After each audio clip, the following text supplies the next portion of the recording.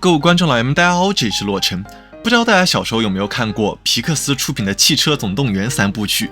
这部动画非常经典啊，我小时候看了很多遍。本来这几天准备去重新回顾一下经典，一搜怎么发现这么一个玩意《汽车人总动员》。一看到这个海报，我脑海里就浮现出了不好的念头。这神似闪电麦昆的主人公，这封面明显抄袭《汽车总动员》的海报。这个偷偷被轮胎隐藏下来的小字，你不仔细看，你都发现不了这部电影叫《汽车人总动员》。再一看网上的评价，豆瓣评分高达 2.8 分。上映期间，导演跑出来诉苦，称《汽车人总动员》作为2015年暑期唯一的赛车题材电影上映，填补了暑期市场的空白。这部电影最大的亮点就是倡导无暴力、无色情、无公害的3无。导演称，电影通过卡卡和3辆赛车之间的一些成长故事，向小朋友们传递着积极向上、团结创新、永不言弃的精神。但是不论导演怎么把电影吹得天花乱坠，大家都是心知肚明的。上映1周以来，票房总收入300多万元人民币。导演又跑出来发言说，制作成本高达1000万元，如今只有500万元的票房入不敷出，是网友的攻击导致票房成绩不佳。一个字，绝。我看这导演的脸皮真的比城墙还厚啊！那照你这么说，豆瓣上21000多人的评价都是瞎评的，人民群众的眼睛都是雪亮的。你的动画有没有抄袭？剧情有没有特色？大家一看便知。为了探寻这部动画到底好不好看，历时折磨1个小时24分钟，我终于看完了这部电影。求大家给个3连，治愈一下我受伤的心灵。那么接下来我会带大家一同回顾一下这部抄袭烂作究竟有多么恶心。画面的一开始就是我们天才工程师卡卡，今年8岁，那叫一个意气昂扬，兴冲冲地开始制造他第一辆智能赛车。只见那操作台上咔咔几阵炫光，我们的第一辆赛车闪电麦昆便被制造了出来。我终于出来了，主人，你给我取了什么名字？K1，叫我 K1。一是第一的一，哦，我是第一耶，我是冠军，第一冠军，第一冠军哟吼！这个我看不懂，但我大为震撼。话说你抄袭也就算了，你海报做的起码还有点东西，你看看你这个 3D 建模和海报有一丁点关系吗？这汽车漆喷得跟橡皮泥似的，看得属实有点难受哦。伴随着赛车的制造成功，我们的女主也是闪亮登场，名字嘛叫做丁丁，人物设定天真可爱、纯洁善良。天真可爱我倒是没有看出来，但这角色名字里的恶趣味倒是扑面而来。你好好的一个女角色，穿着粉红色的衣服，叫什么美美丽丽不都很合适？为什么要叫做丁丁呢？我估摸着就是制作组夹带私货，故意整这些恶俗笑话。然后故事说回到赛车，这第一辆赛车 K1 虽然实力不错，但是过于调皮。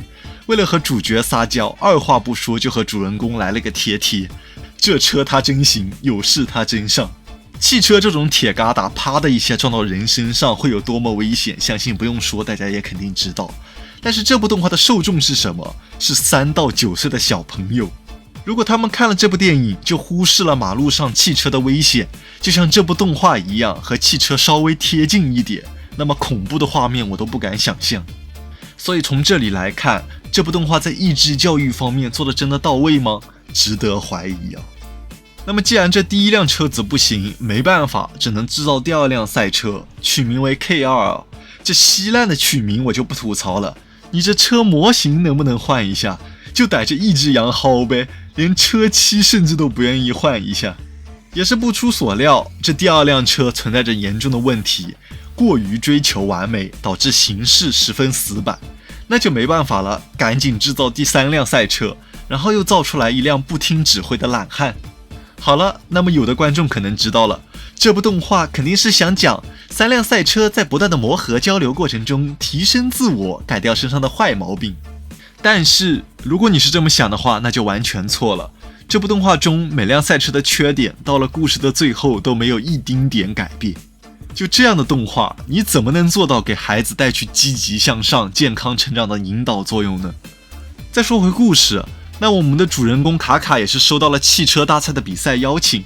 既然有了赛车大赛这么一条主线故事，那肯定少不了赛前训练。一开始的赛前训练还算有点逻辑，为了躲避障碍物，开发了弹跳功能，汽车一下可以飞10几米高。这么听起来是不是其实还挺合理的？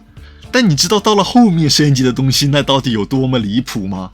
什么能量防护罩，什么物品空间传输技术，哇，真有这技术，你不如去申请科学奖项，不比这汽车大赛有搞头的多。而且既然你有了空间传输技术，这还要和人家比吗？直接一个传送飞到终点，不分分钟拿到冠军，还要和这些破车开展什么比赛？当然，既然编剧想这么编，那么我们就勉为其难的看下去。伴随着一段时间的训练，大家也是非常努力，获得了很多收获。这天主角也是让大家放假休息一下，我是没有想到这放假休息一下，硬是给大家整出了一个名场面。好舒服啊！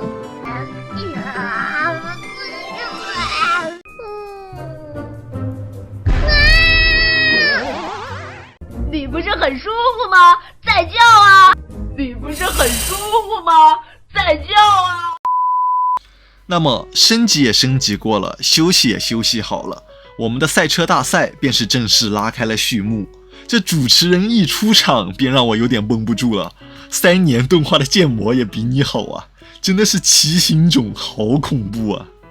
再看回赛道，这比赛的赛道也是做得颇为奇葩。一开始为了阻拦各位赛车手们，天上就掉下来了汽车那么大的铁球，这可真的是把我看得目瞪口呆。你把这玩意放到赛道的第一关，那么后面的关卡到底会有多难？但是让我没有想到的是，这赛道其实是越来越简单的。到了第2关，只是穿过赛道上摆满沙堆的道路。虽然路人们的赛车纷纷倒下，但是我们的主角肯定不会被这点困难阻挡。很快到了比赛的最后一程，前方领头的赛车很是卑鄙地丢下了香蕉皮阻拦后续的赛车。好家伙，原来你们这还是道具赛，什么香蕉皮什么钉子到处乱撒。但是这种雕虫小技怎么会是我们主角团的对手？只见这 K3 一个后刹把车子倒了过来，从排烟口把香蕉皮给吸了进去。后续的图钉也是一下子被防护罩冲破，丝毫没有起到拖延的作用。唉，只要把智商拉到和导演同一水平，好像你就能接受这些奇葩的设定。那么结尾也是毫无悬念的，3辆赛车顶在一起，互相助力，最终赢得了冠军。先不说不同型号的车子能不能这样子顶在一起互相助力，你们这可是汽车比赛诶，这么快的速度下，3辆车子顶在一起互相推动，不飞出去都算一件好事了。总结全文，这1小时简直是要了我的老命，逻辑不通，剧情乱来，画面稀烂，嘴上标榜着是为了儿童设计的益智教育类电影，但总体来看，里面的危险画面频出。3辆赛车身上的坏毛病从头到尾没有一丁点改善，你怎么指望得上能给孩子形成一个榜样？还标榜着自己这部电影投资1000多万成本，最后只有500多万的票房，亏损巨大。我说实话，这部电影有人看都是看了电影的人上辈子倒了大霉了，还1000多万的投资，怕不是在制作过程中贪污了900多万。这种垃圾抄袭的动画，还义正言辞地批评广大网友说，不支持国产动画的人就是不爱国。爱国真的不是口头上说说的事情，你自己制作了这么烂的一部电影，还不允许网友来喷你，那么你还想干什么啊？真的是又当又立。哎呀，真的是气死我了。那么这就是这期视频的全部内容了，看到这里大家还是吐口痰再走吧。那么想看更多垃圾动画吐槽的，千万不要忘了点个关注，我们下期视频再见，大家拜拜。